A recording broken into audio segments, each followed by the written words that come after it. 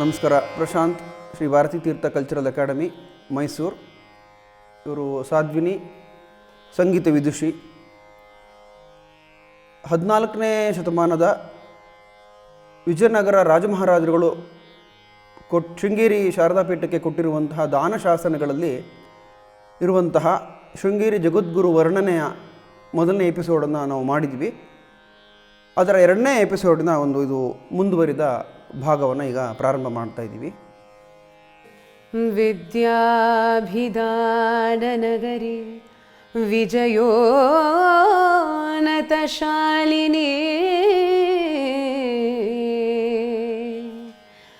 ವಿದ್ಯಾರಣ್ಯಕೃತಾ ತಸ್ಯಾಂ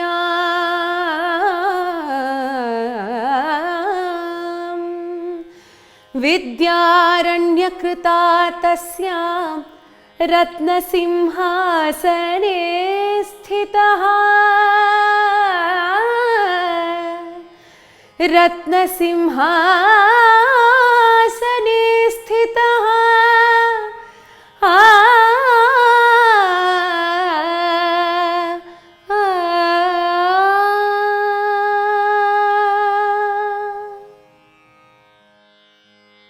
ಮೊದಲ ಶಾಸನಗಳಲ್ಲಿ ಉದಾಹರಣೆ ಕೊಟ್ಟ ಹಾಗೆ 14ನೇ ಶತಮಾನದ ವಿಜಯನಗರದ, ಅದರಲ್ಲೂ ಹಕ್ಕಬುಕ್ಕರು ಶೃಂಗೇರಿ ಜಗದ್ಗುರು ವರೆಣ್ಯರಲ್ಲಿ ಎಷ್ಟೊಂದು ಶ್ರದ್ಧಾಭಕ್ತಿಗಳನ್ನು ಇಟ್ಕೊಂಡಿದ್ರು ಅನ್ನುವಂಥದ್ದನ್ನು ಇಲ್ಲಿ ಕಾಣ್ಬೋದು.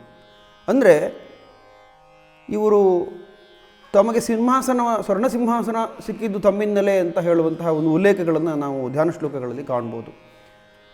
ಅಂದರೆ ಅವರು ಶೃಂಗೇರಿ ಜಗದ್ಗುರು ಪೀಠದಲ್ಲಿ ಇಟ್ಟಿರುವಂತಹ ಒಂದು ತಪಶ್ಶಕ್ತಿಯ ಒಂದು ಮೇಲಿನ ನಂಬಿಕೆಯನ್ನು ಈ ಶ್ಲೋಕ ಅದ್ಭುತವಾಗಿ ರಮಣೀಯವಾಗಿ ತಿಳಿಸುತ್ತೆ. ವಿದ್ಯಾಭಿಧಾನ ನಗರಿ ವಿಜಯೋನ್ನತ ಶಾಲಿನಿ ವಿದ್ಯಾರಣ್ಯ ಕೃತಾ ತಸ್ಯಾಂ ರತ್ನಸಿಂಹಾಸನೆ ಸ್ಥಿತಃ. ಅಂದರೆ ಯಾವುದೇ ಅಧಿಕಾರ ಪ್ರಾಪ್ತಿ ಆಗಬೇಕಾದ್ರೆ ಶೃಂಗೇರಿ ಜಗದ್ಗುರುಗಳ ಆಶೀರ್ವಾದ ಮುಖ್ಯ ಅನ್ನುವಂಥದ್ದು ತಲೆತಲಾಂತರದಿಂದ ನಡ್ಕೊಂಡು ಬಂದಿರುವಂತಹ ಒಂದು ನಂಬಿಕೆ ಮತ್ತು ಸಂಪ್ರದಾಯ. ಈ ಶ್ಲೋಕದ ಅರ್ಥ, ವಿದ್ಯಾ ಎಂಬ ಹೆಸರಿನ ವಿಜಯನಗರವು ವಿಜಯಗಳ ಸಾಲಿನಿಂದ ಶೋಭಿಸುತ್ತಿದೆ. ವಿದ್ಯಾರಣ್ಯರಿಂದ ನಿರ್ಮಿತವಾದ ವಿಜಯನಗರದಲ್ಲಿ ಹರಿಹರರಾಯರು ರತ್ನಸಿಂಹಾಸನದಲ್ಲಿ ರಾರಾಜಿಸುತ್ತಿದ್ದಾರೆ. ಅಂದರೆ ವಿಜಯಗಳ ಸರಮಾಲೆ ಅನ್ನುವಂಥದ್ದು ಒಬ್ಬರಿಗೆ ಬರಬೇಕಾದ್ರೆ, ರಾಜ ಮಹಾರಾಜರುಗಳಿಗೆ ಬರಬೇಕಾದ್ರೆ ಶೃಂಗೇರಿ ಜಗದ್ಗುರುಗಳು, ಅದರಲ್ಲೂ ವಿದ್ಯಾರಣ್ಯರ ಆಶೀರ್ವಾದವೇ ಕಾರಣ ಅನ್ನುವಂಥದ್ದನ್ನು ಅವರು ಆ ಶ್ಲೋಕದಲ್ಲಿ ವರ್ಣಿಸ್ತಾರೆ. ಅದಲ್ಲದೆ ವಿದ್ಯಾರಣ್ಯರಿಂದ ನಿರ್ಮಿತವಾದ ವಿಜಯನಗರದಲ್ಲಿ ಅನ್ನುವಂಥ ವಿಜಯನಗರ ಸಾಮ್ರಾಜ್ಯ ಸ್ಥಾಪನೆಗೆ ವಿದ್ಯಾರಣ್ಯರೇ ಕಾರಣ ಅನ್ನುವಂತಹ ಬಲವಾದ ಒಂದು ಆಧಾರಗಳನ್ನು ಇಲ್ಲಿ ಅವರು ಕೊಟ್ಟಿರುವುದನ್ನು ನಾವು ಕಾಣ್ಬೋದು. ಹರಿಹರ ರತ್ನಸಿಂಹಾಸನದಲ್ಲಿ ರಾರಾಜಿಸ್ತಾ ಇದ್ದಾರೆ. ಅಂದರೆ ವಿಜಯನಗರ ಸಾಮ್ರಾಜ್ಯ ಸ್ಥಾಪನೆಯಲ್ಲಿ ಶೃಂಗೇರಿ ಜಗದ್ಗುರುಗಳ ಪಾತ್ರಕ್ಕೆ ಈ ಶ್ಲೋಕಗಳು ಅದ್ವಿತೀಯವಾದ ಒಂದು ಹಿಸ್ಟಾರಿಕಲ್ ರಿಸೋರ್ಸ್ ಅಂತ ಹೇಳ್ಬೋದು. ಅದಲ್ಲದೆ ಅವರ ತಪಶ್ಶಕ್ತಿ ಮೇಲೆ ನಂಬಿಕೆ ಮತ್ತು ಅವರ ಗುರುಸ್ತುತಿಯಿಂದ ಅವರ ಒಂದು ಶ್ರದ್ಧಾಭಕ್ತಿಗಳ ಒಂದು ಮನಸ್ಥಿತಿ, ಅವರ ಒಂದು ಸಂಸ್ಕೃತಿ ಹೇಗಿತ್ತು 14ನೇ ಶತಮಾನದಲ್ಲಿ ಅನ್ನೋದನ್ನು ಈ ಶ್ಲೋಕಗಳಿಂದ ನಾವು ತಿಳ್ಕೊಳ್ಬಹುದಾಗಿದೆ. ವಾಚಾಲಂ ಕುರುತೆ ಮೂಕಂ ವಾಚಾಲ ಪುಂಗವಂ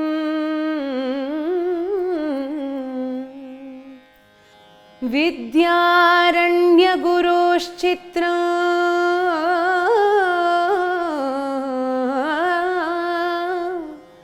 ಚರಿತ್ರಂ ಚತುರಾನನಾತ್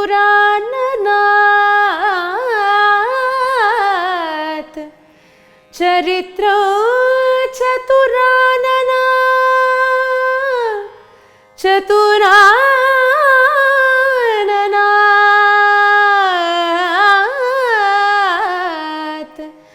ಚರಿತ್ರಂ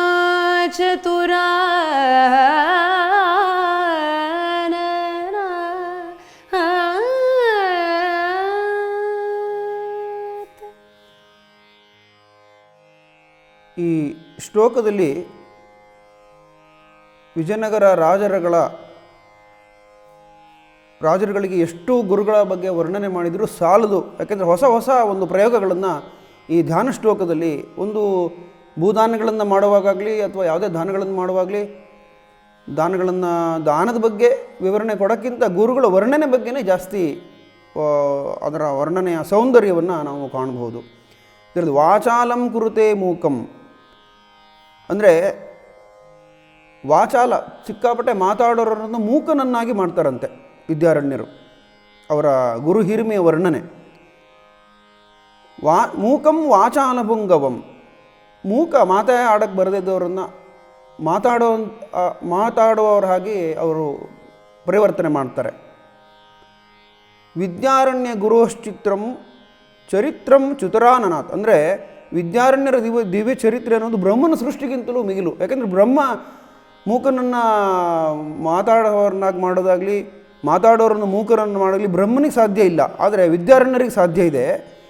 ಅವರು ಎಂಥ ತಪಸ್ವಿಗಳು, ಬ್ರಹ್ಮನ ಸೃಷ್ಟಿಗಿಂತಲೂ ವಿದ್ಯಾರಣ್ಯರ ತಪೋ ಮಹಿಮೆ ಮಿಗಿಲು ಅನ್ನುವಂಥದ್ದು ಅವರು ವರ್ಣನೆ ಮಾಡ್ತಾರೆ. ಅಂತಂದರೆ ಇವರಲ್ಲಿ ಒಂದು ಭಕ್ತಿ, ಆ ಒಂದು ಶ್ರದ್ಧಾ ಭಕ್ತಿಗಳು ಹೇಗಿತ್ತು, ಆಧ್ಯಾತ್ಮಿಕ ಉನ್ನತಿಯ ಒಂದು ಹಂತವನ್ನು ಹೇಗೆ ವರ್ಣನೆ ಮಾಡಿದ್ದಾರೆ ಒಂದು ಧ್ಯಾನ ಶ್ಲೋಕದಲ್ಲೂ ಕೂಡ ಅನ್ನುವಂಥದ್ದು ನಮಗೆ ಈ ಗುರುಭಕ್ತಿಯ ಒಂದು ಪರಾಕಾಷ್ಠತೆಯನ್ನು ನಾವು ಇಲ್ಲಿ ಒಂದು ದಾಖಲೆಗಳನ್ನು ನಾವು ಧ್ಯಾನ ಶ್ಲೋಕದಲ್ಲಿ ಕಾಣ್ಬೋದು.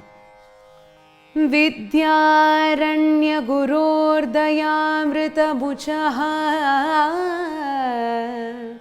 ಶ್ರೇಷ್ಠಾ ಕಟಾಕ್ಷಾಂಕುರಾ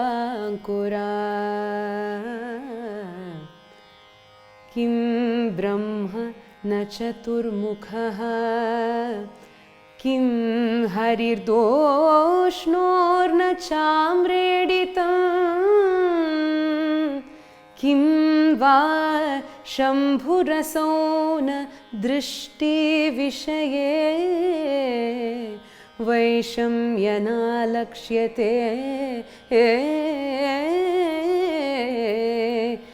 ಇತ್ಯುಲೋಚ್ಯ ಚಿರವಿನಿಶ್ಚಿತಧಿಯಃ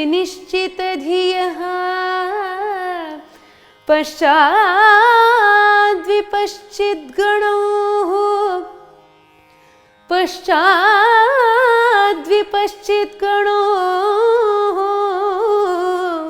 ವಿದ್ಯಾರಣ್ಯ ಗುರು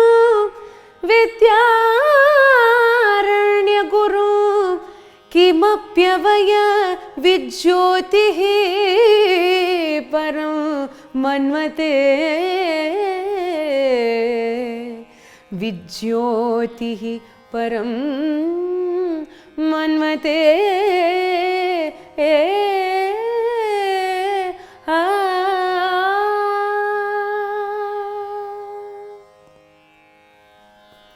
ಸಾವಿರದ 387ರಲ್ಲಿ ವಿಜಯನಗರದ ಚಕ್ರವರ್ತಿ ಹರಿಹರ ಮಹಾರಾಜದ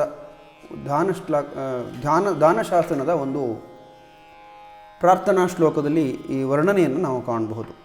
ಅಂದರೆ ಭರತಖಂಡದ ಸಂಸ್ಕೃತಿಯಲ್ಲಿ ಗುರುವಿಗೆ ಮಹತ್ವವನ್ನು ಕೊಟ್ಟಿರುವಷ್ಟು ಎಲ್ಲೂ ಕೊಟ್ಟಿಲ್ಲ ಅಂತ, ಗುರುವಿಗೆ ಒಂದು ಉತ್ಕೃಷ್ಟ ಸ್ಥಾನಮಾನ, ಗುರು ಬ್ರಹ್ಮ, ಗುರು ವಿಷ್ಣು, ಗುರುದೇವೋ ಮಹೇಶ್ವರ ಅಂತ ಹೇಳ್ತಾರೆ.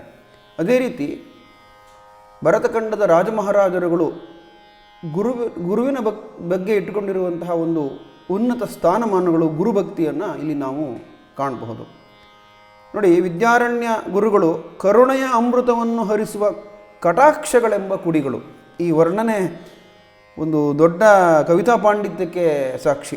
ವಿದ್ಯಾರಣ್ಯ ಗುರುಗಳು ಕರುಣೆಯ ಅಮೃತವನ್ನು ಹರಿಸುವ ಕಟಾಕ್ಷವೆಂಬ ಕುಡಿಗಳು. ಇಲ್ಲಿ ಹೆಂಗೆ ವರ್ಣನೆ ಹೇಗಿದೆ ಅಂತಂದರೆ, ವಿದ್ಯಾರಣ್ಯ ಗುರೋರ್ ದಯಾಮೃತ ವಚಃ ಶ್ರೇಷ್ಠ ಕಟಾಕ್ಷಾಂಕುರ ಅಂತ ಆಯಿತು. ಕಿಂ ಬ್ರಹ್ಮ ನ ಚತುರ್ಮುಖ. ವಿದ್ಯಾರಣ್ಯರನ್ನ ಬ್ರಹ್ಮ ಅಂತ ಕರೆಯೋಣ ಅಂತಂದರೆ ಬ್ರಹ್ಮನಿಗೆ ಹೋಲಿಸೋಕ್ಕಾಗಲ್ಲ. ಯಾಕೆ ಹೇಳಿ? ಜಾಸ್ತಿ ಬ್ರಹ್ಮನಿಗೆ ಹೋಲಿಸೋಕ್ಕಾಗಲ್ಲ. ಅವ್ರಿಗೆ ಚತುರ್ಮುಖ ಇಲ್ಲ ಅಂತ. 4 ಚತುರ್ಮುಖ ಬ್ರಹ್ಮನಿಗಿದೆ, ವಿದ್ಯಾರಣ್ಯರಿಗೆ ಚತುರ್ಮುಖ ಇಲ್ಲ. ಬ್ರಹ್ಮ ಅಂತ ಹೋಲಿಸೋಣ ಅಂತಂದರೆ ಅವ್ರಿಗೆ ಚತುರ್ಮುಖ ಇಲ್ಲ. ಕಿಂ ಹರಿರ್ದೋಷ್ಣೋ ಚಾಮ್ರೇಡಿತಂ. ವಿಷ್ಣು ಅಂತ ಅವರಿಗೆ ಹೋಲಿಕೆ ಮಾಡೋಣ ಅಂತ ನೋಡ್ತಾರೆ. ಚತುರ್ಭುಜಗಳಿಲ್ಲ. ಅಂದರೆ ಎಷ್ಟು ನೆಗೆಟಿವ್ ಸ್ಟೇಟ್ಮೆಂಟ್. ಆದರೆ ಲಾಸ್ಟಿಗೆ ಎಲ್ಲದಕ್ಕಿಂತ ಮಿಗಿಲು ಅಂತಂದರೆ ಈ ಬ್ಯೂಟಿ ಆಫ್ ಪೊಯೆಟ್ರಿ ಇದೆಯಲ್ಲ, ಧ್ಯಾನ ಶ್ಲೋಕ ಇದು. ಒಂದು ದಾನ ಕೊಡುವಾಗ ಅವರ ವರ್ಣನೆ. ನೆಕ್ಸ್ಟ್ ಏನಂದರೆ, ಕಿಂವಾ ಶಂಭುರಸವು ನ ದೃಷ್ಟಿ ವಿಷಯೇ ವೈಷಮ್ಯ ನಾಲಕ್ಷ್ಯತೆ. ಈಶ್ವರ ಅಂತ ಏನಾದ್ರು ಕರೆಯೋಣ ವಿದ್ಯಾರಣ್ಯರನ್ನ ಅಂತಂದರೆ 3ನೇ ಕಣ್ಣಿಲ್ಲ ಅವ್ರಿಗೆ. ಅಂದರೆ ವೈಷಮ್ಯ ದೃಷ್ಟಿ ವಿಷಯೇ ಈಶ್ವರದಲ್ಲಿ 3 ಕಣ್ಣಿದೆ, ದೃಷ್ಟಿ ವಿಷಯದಲ್ಲಿ ಏನೋ ಬದಲಾವಣೆ ಆಗಿದೆ. ಹಾಗಾಗಿ ಬ್ರಹ್ಮ ಅಂತನೂ ಕರೆಯೋಕ್ಕಾಗಲ್ಲ, ವಿಷ್ಣು ಅಂತ ಕರೆಯೋಕ್ಕಾಗಲ್ಲ, ಚತುರ್ಭುಜ ಇಲ್ಲ. ಈಶ್ವರ ಅಂತ ಕರೆದ್ರೆ ಅವ್ರಿಗೆ 3ನೇ ಕಣ್ಣು ಇರಬೇಕಿತ್ತು. ಹಾಗಾದ್ರೆ ಇನ್ನೇನು ಕರೆಯೋದು? ಇದನ್ನೆಲ್ಲ ಆಲೋಚನೆ ಮಾಡಿದವರು ಯಾರೋ ವಿದ್ವನ್ಮಣಿಗಳು, ದೊಡ್ಡ ದೊಡ್ಡ ಪ್ರಕಾಂಡ ಪಂಡಿತಗಳು. ಇತ್ಯಾಲೋಚ್ಯ ಚಿರಂ ಇತ್ಯಾಲೋಚ್ಯ ಪಶ್ಚಿದ್ಗಣಾ, ದೊಡ್ಡ ದೊಡ್ಡ ಪಂಡಿತರು, ದೊಡ್ಡ ದೊಡ್ಡ ಶ್ರೇಷ್ಠ ವೇದ ಪಂಡಿತರು ಅವರೆಲ್ಲ, ಪಾಂಡಿತ್ಯವರೆಲ್ಲ ಚರ್ಚೆ ಮಾಡಿಬಿಟ್ಟೆ.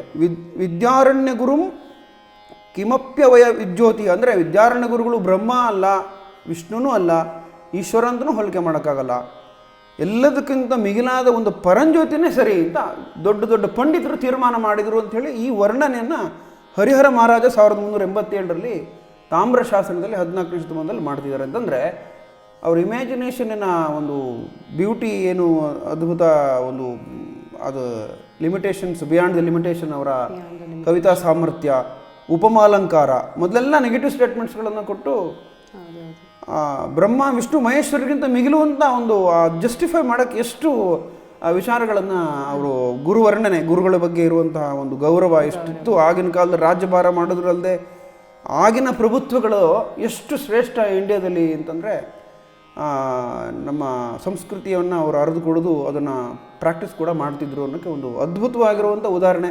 ಇವನು ಶೃಂಗೇರಿ ಶಾರದಾ ಪೀಠದ ಗುರುಗಳಲ್ಲಿ ವಿಜಯನಗರ ರಾಜರುಗಳು ಇಟ್ಟುಕೊಂಡಿರುವಂತಹ ಶ್ರದ್ಧಾಭಕ್ತಿಗಳು ಅಲ್ಲದೆ ಗುರುಗಳ ಭಕ್ತಿ, ಗುರುಭಕ್ತಿಗೆ ಒಂದು ಅದ್ಭುತವಾಗಿರುವಂಥ, ನಮ್ಮ ದೇಶದಲ್ಲಿ ಭರತಖಂಡದ ಇತಿಹಾಸದಲ್ಲಿ ಗುರುಭಕ್ತಿಗೆ ಒಂದು ಅದ್ಭುತವಾಗಿರುವಂಥ ಉದಾಹರಣೆ. ಈ ಉದಾಹರಣೆಗಳು ಬೇರೆ ಬೇರೆ ಇವತ್ತಿನ ಸಾಮಾಜಿಕ ಅಧ್ಯಯನಕ್ಕೂ ನಾವು ಮಾದರಿಯಾಗಿ ತಗೊಳ್ಬೋದು.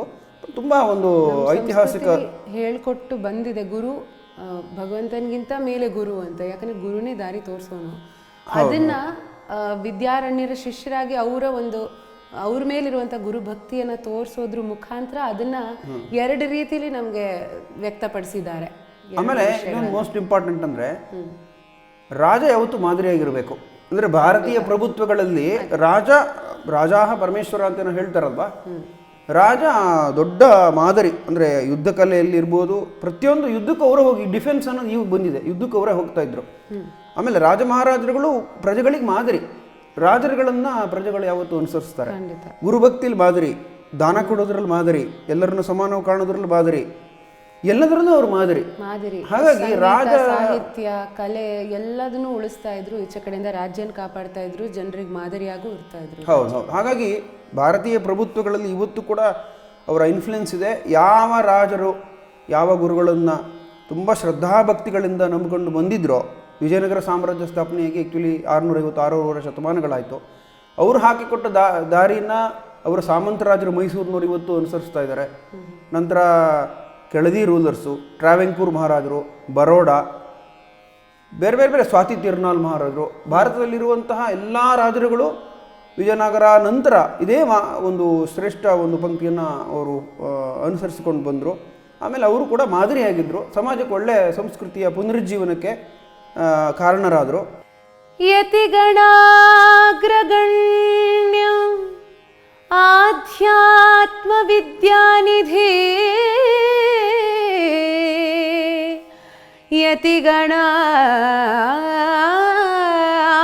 ಯತಿಗಣಾಗ್ರಗಣ್ಯ ಆಧ್ಯಾತ್ಮ ವಿದ್ಯಾನಿಧಿ,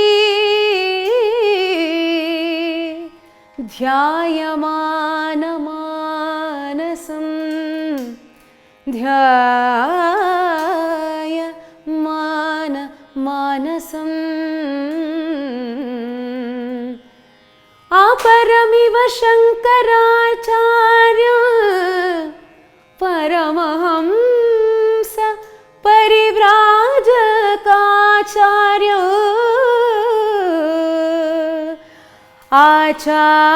आचार्यमात्मनो विद्यारण्ययतीन्द्रम् असाध्य भक्त्या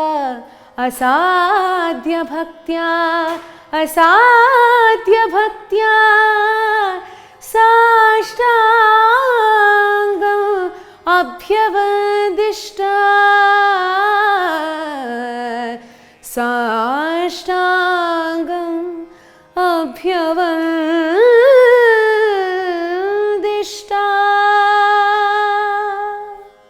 1405 ಇರುವಂಥ ಒಂದು ಶಿಲಾಶಾಸನದಲ್ಲಿ ಚಕ್ರವರ್ತಿ ವಿರೂಪಾಕ್ಷ ಇನ್ನೂ ಒಂದು ಮುಂದುವರಿದ ಗುರುವರ್ಣನೆಯನ್ನು ಮಾಡುವುದನ್ನು ನಾವು ಇಲ್ಲಿ ಕಾಣಬಹುದು. ಈ ವರ್ಣನೆಗಳಲ್ಲಿ ಹೇಗಿದೆ ಅಂತಂದರೆ, ಚಕ್ರವರ್ತಿ ವಿರೂಪಾಕ್ಷನು ಯತಿಗಳಲ್ಲಿ ಅಗ್ರಗಣ್ಯರಾದ ಅಧ್ಯಾತ್ಮ ವಿದ್ಯೆ ಸಾರವನ್ನೇ ಸದಾ ತಮ್ಮ ಮನಸ್ಸಿನಲ್ಲಿ ಮಂಥನ ಮಾಡುತ್ತಿರುವ, ಜ್ಞಾನದಿಂದ ತೇಜಸ್ಸಿನಿಂದ ಇವರು ಸಾಕ್ಷಾತ್ ಶಂಕರಾಚಾರ್ಯರ ಅವತಾರವಾಗಿಯೇ ಬಂದಿರುವರೋ ಎಂಬಂತೆ ಕಂಗೊಳಿಸುತ್ತಿರುವ ಪರಮಹಂಸ ಪರಿವ್ರಾಜಕಾಚಾರ್ಯ ಗುರುಗಳಾಗಿ ರಾರಾಜಿಸುತ್ತಿರುವ ಶ್ರೀ ವಿದ್ಯಾರಣ್ಯ ಯತೀಂದ್ರರ ಬಳಿಗೆ ಬಂದು ಅವರಿಗೆ ಸಾಷ್ಟಾಂಗ ಪ್ರಣಾಮವನ್ನು ಮಾಡಿದರು. ಯತಿಗಣಾಗ್ರಗಣ್ಯಂ ಅಂದರೆ ಯತಿಗಳಲ್ಲಿ ಎಷ್ಟೋ ಯತಿಗಳಲ್ಲಿ ಅಗ್ರಗಣ್ಯರು ಅಂದರೆ ಶೃಂಗೇರಿ ಜಗದ್ಗುರು ಪೀಠಕ್ಕೆ ಇರುವಂತಹ ಒಂದು ಅಗ್ರಸ್ಥಾನಮಾನಗಳು ಎಷ್ಟೋ ಯತಿಗಳು ಇರಬಹುದು. ಆದರೆ ಇವರು ವಿಜಯನಗರ ಸಾಮ್ರಾಜ್ಯ ಸ್ಥಾಪಕರು, ತಪಸ್ವಿಗಳು, ಇವರು ದೊಡ್ಡ ಪಾಂಡಿತ್ಯವನ್ನು ಹೊಂದಿರುವವರು. ಹಲವಾರು ಕಾರಣಗಳಿಗಾಗಿ ಶೃಂಗೇರಿ ಜಗದ್ಗುರುಗಳಿಗೆ ಯತಿಗಣಾಗ್ರಗಣ್ಯಂ ಅನ್ನೋದು ಇವತ್ತಿನವರೆಗೂ ಅದು ನಡ್ಕೊಂಡು ಬಂದಿದೆ. ಬಟ್ 14ನೇ ಶತಮಾನದಲ್ಲಿ ಮಧ್ಯಕಾಲೀನ ಕಾಲಘಟ್ಟದಲ್ಲೂ ಕೂಡ ರಾಜರುಗಳ ಶಾಸನಗಳಲ್ಲಿ ಕೂಡ ಅವರ ಉನ್ನತ ಸ್ಥಾನಮಾನಗಳನ್ನು ಕಾಣಬಹುದು. ಅಧ್ಯಾತ್ಮ ವಿದ್ಯಾನಿಧಿ, ಅಧ್ಯಾತ್ಮ ವಿದ್ಯೆಯಲ್ಲಿ ಇವತ್ತು ಭರತಖಂಡದಲ್ಲಿ ಉನ್ನತ ಸ್ಥಾನದಲ್ಲಿ ಇರುವಂತಹ ವಿದ್ಯಾರಣ್ಯರು ಶೃಂಗೇರಿ ಪೀಠದ ಯತಿಗಳಿಗೆ ಒಂದು ಆಧ್ಯಾತ್ಮಿಕತೆಯಲ್ಲಿ ಒಂದು ಉನ್ನತ ಸ್ಥಾನಮಾನಗಳನ್ನು ಇವತ್ತು ನಾವು ಕಾಣಬಹುದು. ಅಂದರೆ ಆ ಆಧ್ಯಾತ್ಮಿಕತೆ ಅನ್ನುವಂಥದ್ದು ಭಾರತೀಯ ಸಾರ, ಭಾರತೀಯ ಸಂಸ್ಕೃತಿಯ ಮೂಲವೇ ಆಧ್ಯಾತ್ಮಿಕತೆ. ಅವರು ಯಾವತ್ತೂ ಭಾರತೀಯರು ಹೊರಗಿನ ಭೌತಿಕ ವಸ್ತುಗಳ ಕಡೆ ಹೆಚ್ಚು ಗಮನ ಹರಿಸೋದಿಲ್ಲ. ಏನಿದ್ರೂ ಭಾರತದಲ್ಲಿ ಅಧ್ಯಾತ್ಮ ಅನ್ನುವಂಥದ್ದು ಒಳಗಿನ ಬೆಳಕನ್ನು ಕಂಡು ಹಿಡ್ಕೊಳ್ಳುವಂತಹ ಒಂದೇ ಒಂದು ಚಿಂತನೆ ಬಿಟ್ಟರೆ ಎರಡನೇದು ಯಾವುದೂ ಇಲ್ಲ. ಭೌತಿಕ ವಸ್ತುಗಳಿಗೆ ಹೆಚ್ಚು ಪ್ರಾಮುಖ್ಯತೆಯನ್ನು ಕೊಡದೇ ಇರುವಂತಹ ಒಂದು ಅಧ್ಯಾತ್ಮ ಚಿಂತನೆಯಲ್ಲಿ ಇರುವಂತಹ ವಿದ್ಯಾನಿಧಿ ಅಂತಹ ಒಂದು ವಿದ್ಯಾರಣ್ಯರು ಹೇಗಿದ್ದರು, ಅವರು ಹೇಗೆ ಕಾಣಿಸ್ಕೊಂಡ್ರು ನಮ್ಮ ವಿರೂಪಾಕ್ಷ ಚಕ್ರವರ್ತಿಗೆ ಅಂತಂದರೆ, ಸಾಕ್ಷಾತ್ ಶಂಕರಾಚಾರ್ಯರಾಗಿ ಜನ್ಮ ತಾಳಿದಾರೋ ಅನ್ನುವಂತೆ ಕಾಣಿಸ್ಕೊಂಡ್ರಂತೆ. ಅಂದರೆ ಆಗಿನ ಕಾಲದಲ್ಲಿ ಶಂಕರರ ಅಪರಾವತಾರ 14ನೇ ಶತಮಾನದಲ್ಲೇ 650 ವರ್ಷ ಹಿಂದೆ ಶಂಕರರ ಅಪರಾವತಾರ ಅನ್ನುವಂಥ ಗುರುಗಳನ್ನು ಕಾಣ್ತಾ ಇದ್ದರು. ಇವತ್ತು ಕೂಡ ಅದೇ ಒಂದು ಸಂಸ್ಕೃತಿ ಜನದಲ್ಲಿ ಮುಂದುವರಿದಿದೆ.